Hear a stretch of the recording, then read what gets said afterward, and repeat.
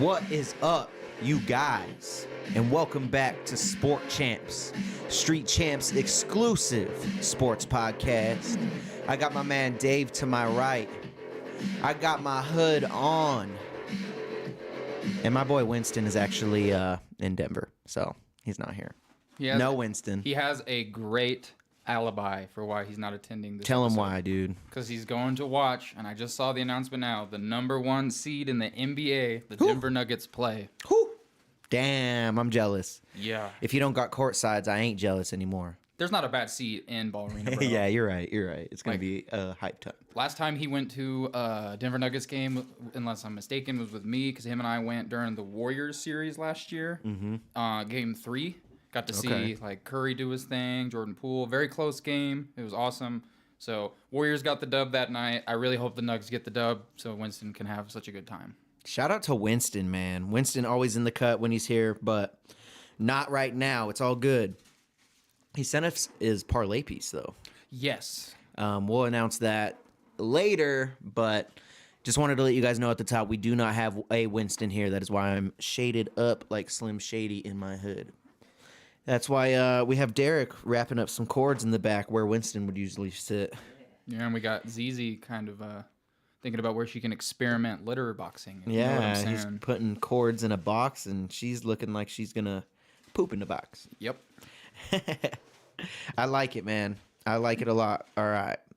Let's get onto these sports, dude. We have a lot to talk about this episode. It's going to be all over the place. It's going to be, it makes me sad that Winston's not here because of all of the news going on, and we're coming off of, I'm pretty sure we didn't do one last week. So, did we? No. I don't know. I'm so busy. Yeah, it'd be like that.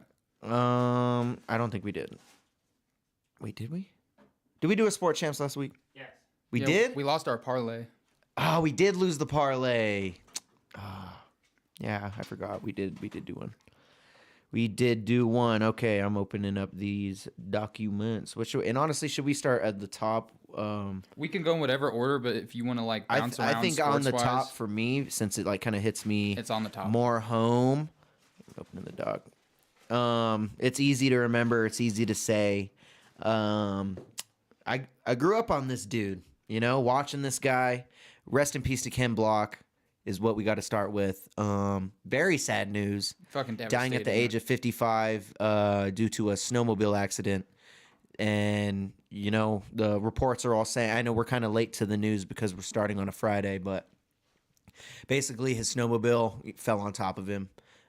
He was with friends while he was riding, but at that time he was not. So damn. That's what happened there. And it's very, very sad news. One of the best drivers in the world, if not the best. If you guys don't know Ken Block, he's the driver for Gymkhana. If you guys have ever seen those videos, just look him up. I actually found out about him in Fantasy Factory days. So yeah, like Rob Dyrdek showed me who Ken Block was when I was a teenager on MTV, like or in MTV2, whenever the Fantasy Factory with Rob Dyrdek was. Yeah. And Robin Big, and you know. And so for those he showed who Ken Block was. For those who don't know, Ken Block is like, I don't know how he's affiliated endorsement-wise with Monster Energy, but he's a huge Monster Energy endorsee, as well as he was the co-founder of DC Shoe Company. That one, yeah, dude. Co-founder of DC Shoes. Very, very good brand. If you guys don't know what DC is, then you've never been into Zoomies. Fact. But regardless, he was he's been in our zeitgeist since, like he said, when we were like probably 12 or 13 watching MTV when we were kids, and like, it's tough, but at least this is not a silver lining. But until the moment that he ultimately passed, the fact that he was snowmobiling implies that he was doing something fun and that he enjoyed. That he loved, bro. It looked amazing. He actually put out a story like that morning. Okay. And it was just a picture of the snowmobiles covered in snow completely. So he had a great day. It was a great day. It would have been so much worse if it was like it would have been really bad or ironic almost if it was like a car accident scenario like Paul Walker. That would have been devastating. That would have been devastating as fuck. It's equally devastating that he's gone and we're forever going to miss him. All I know is that those Gymkhana Donuts up in heaven, Gymkhana Halo episode is going to be nuts. Dude. He taking Jesus on a damn track right now, dude. He be sitting there like, take the wheel, dog. I've been waiting my whole life to say this. Right? Right? And I knew I wanted to throw my hood on at the top, but I'm actually going to take my hoodie off, get a little more comfy. But rest in peace to Ken Block, dude. I mean, what do you say? Other than that, like, Roll in paradise, brother. Like, that's all you got to say. I never expected it. It was really a last minute one for me. Like, like a what? Like a what? Can't block. Yeah, 2023 has started off a little hectic. Yeah, I mean, when we started with the Jeremy Renner stuff too, did you hear about him with the snowplow? He got ran over by a reindeer. It's bad out here. Sorry, we're making jokes, but gotta make light of this. You gotta make light of something. We're a week into this year, and there's already been crazy. There's been more than like 6 days worth of news in the 6 days this year has been here. I mean, we should probably get into the Damar Hamlin stuff too, because that's a very sad situation too. I mean, when we're on the vibe talking about, unfortunate events. So I'm sure unless you live under a rock, you guys are more than familiar with the incident that happened this Monday night. The Cincinnati Bengals were playing against the Buffalo Bills. Joe Burrow, it was like 7 minutes left or 6 minutes left of the first quarter. Joe Burrow had thrown like a slant route to T. Higgins for about 13 yards. Damar Hamlin, the step-in safety for the Buffalo Bills, hit him with a very routine-looking tackle. Nothing egregious, nothing crazy, no roughing or anything like that. It just looked like a good old normal tackle. He stands up from the tackle. It looks like he was about to just put his hand out to like ask for help. Collapses on the field. It was really hard to watch on the sportscast because it was like they didn't know how serious it was. They came back from like 2 or 3 commercial breaks, but you could see the devastation on all the Bills and Bengals faces. Every break they got back from it got like more concern and more like it was. And eventually, I was like, why? I was like, this is. I've never seen them gathered on the field like that. Never for that long. Once they were, and then they said CPR. I was like, what? They really didn't want to say that. I think for the optimism that they could somehow get him into a more stable state before they would have to deliver that news. And they gave him 9 minutes of CPR. Oh my god, dude, that's so scary. So for the record, he had no pulse. This is like the 3rd time in NFL history where someone has had a life-threatening injury on the field. It's the first time in the modern times, though. First time in 30 years this has happened. Yeah, 30 years ago, I can't remember. It was like I believe it was the Seahawks or the Saints versus the Lions, and one of the Lions linebackers had the exact same thing happen. He got tackled, went down. Had that commotio cordis or whatever, the perfect impact heart attack, basically, and he had to be given CPR on the field, and he recovered as well. Back in like so that's what happened, right? He had a cardiac arrest on field. Yes, is what they announced. They announced that he got hit with basically like a 1 in a million timed impact, where his chest got impacted at like we're talking less than milliseconds. And you can see it. T. Higgins, like you can kind of see it, like.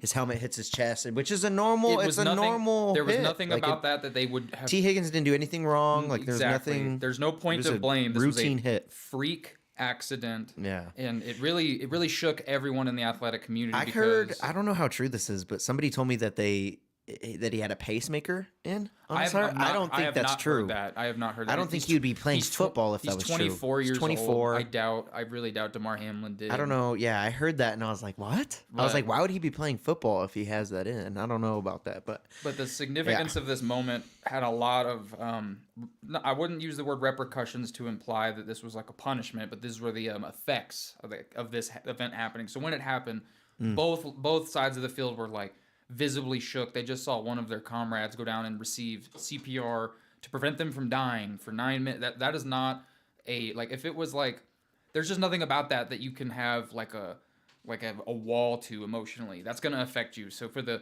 greater good of the well-being of all those players, I applaud the NFL. I applaud Sean McDermott and Zach Taylor, the head coach for the Bengals and Buffalo alike, for calling that game. They didn't want to put any of their players back out on that field because in actuality, if you're playing that game and you have that in the back of your mind, is my friend alive? You're not going to be playing your best. You're going to be risking injury. I mean, you're going to second guess shit, and you're going to get hurt as well. It wouldn't have. I wouldn't even want to watch the game after that shit happened. No. I'd be like, yo, this is weird. Like, no, and so I think everybody kind of had that in their mind. Everyone was just. It's weird. Everyone was just trying to be wishfully optimistic because you never anticipate that this will happen this bad. This is, like I said, the 3rd time in NFL history this has happened. The very first time it happened was in the 60s. I forget the names. I would have to relook them up. But that gentleman did pass away on the field. Jesus. That's the only time that's ever happened. I'm glad that didn't happen again. I'm just glad he's okay. Yeah, and he's recovering very well. Now he has He started on a ventilator. Mm-hmm. They've removed Now it he's since. off of it. Yeah. He was able to talk. He's recovering fast. He FaceTimed the team, and he told the team, "I love you, boys." Now, I want to go. His first thing, you remember Yeah, the, okay, so did you see that? I want to mention this is both an awesome sign cognitively as well as it just shows what kind of competition, man. what kind of man he is. The first thing he asked when he was able to communicate while still on a ventilator, they gave him a pen and he wrote, "Who won the game?" That's so crazy. The reason that the first thing that comes to your mind, that's a real street champ right there. Not only is that a real street champ, but the reason why I'm applauding that being a thing, that tells you that if he had some type of severe brain problem or damage or whatever, he wouldn't remember the last moment before he went out. There's no way. No way. His brain is where he left off. I'm gonna look at that as a beautiful sign. Yeah. I hope he makes a full recovery. He will. He's just such a good no one knew how significant that any given tackle could be, and we got to see how significant a given tackle could be. It was scary to watch. And the thing about me is I'm one of those dudes. I was like, what the hell? I don't because they had perfect angles of it and stuff. Like it was. I'm glad they stopped replaying television. it. And Twitter, I don't know if this was by design or whatever, but I saw it was everywhere on Twitter. A lot of by the time I got to it the next day, I saw that a lot of those videos had been taken down because out of respect for him and his family and uncertainty of his well-being. Yeah. So that shit is just so scary, and just thank God Damar Hamlin is okay. Yeah. I don't know or care if he ever plays another football game ever again, as long as he's all right. I don't want anybody in this game. I'm a firm believer that every time someone gets hurt on any side of the field in any given game, it just hurts because I hate seeing it. And I hate seeing that shit. It's just so tough, but.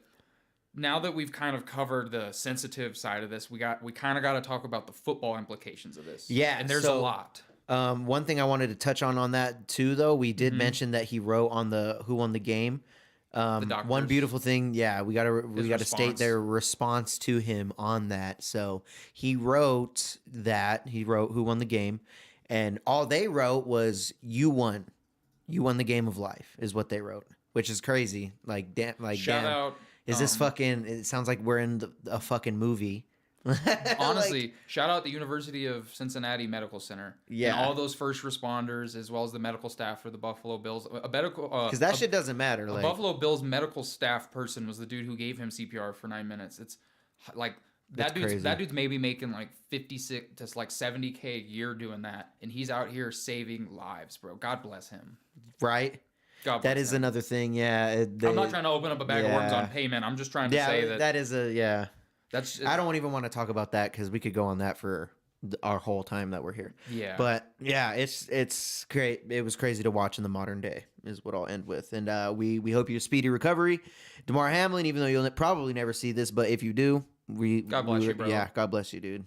For all you do. It's crazy. But yeah, get into these AFC number 1 seed scenarios real quick. Because you know everything. I know you have them pulled up and stuff because it does involve the Kansas City Chiefs, the Bengals, and Week 18 wins. As of last night, the NFL was kind of really making sure Damar Hamlin's health and safety came first. And once we had comforting news that he was on a road to recovery, the NFL then ruled that the game between the Bengals and the Buffalo Bills was ruled a no contest. It was canceled. So that is the equivalent of a tie.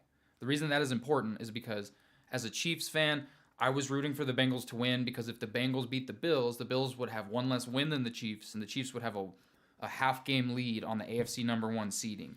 This unfortunate event happens, which kind of dishcloth the authenticity of anyone being able to legitimately earn that AFC title. So what they're going to do now to determine seeding is win percentage.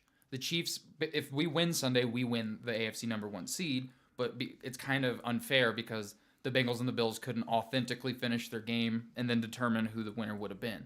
The Bengals are still in the running for the AFC Championship before that happened. Now they're not circumstantially because of that tie.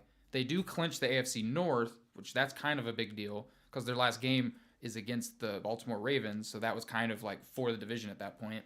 That being said, the win percentage will determine AFC champion. There's been a couple of proposed options.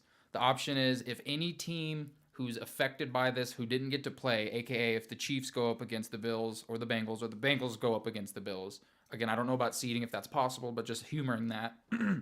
They would choose to use a neutral site for the AFC championship game. So that means neither No home game for either person, for either team. I was going to say person. The rationale behind that is that because there was these star asterisks that prevented the season from playing out as it was supposed to in its entirety, it would be unfair for a team to be awarded that advantage. However, the number 1 seed will still retain a bye week. And I even heard that if the Ravens, if I'm not mistaken, if the Ravens play the Bengals in the playoffs, if they're seeded to play one another, because of the way their AFC North title kind of went down because of the star asterisk, allegedly they will use a coin flip to determine home field advantage for that game.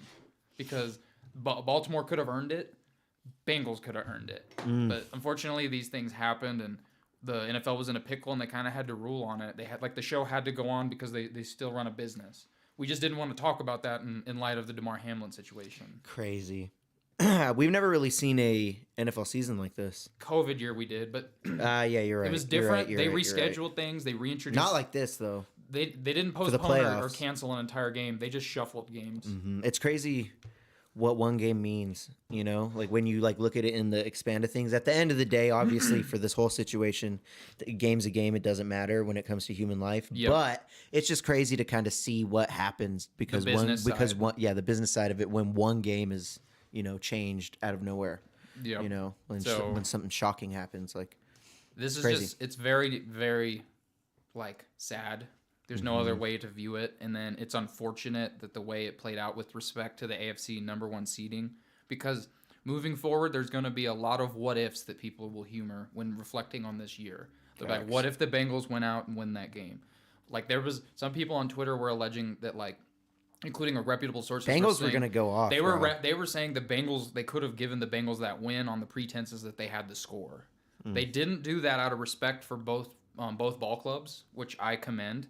And it was a mutual agreement from both ball clubs to not continue that game. This just what it came down to. So I see you.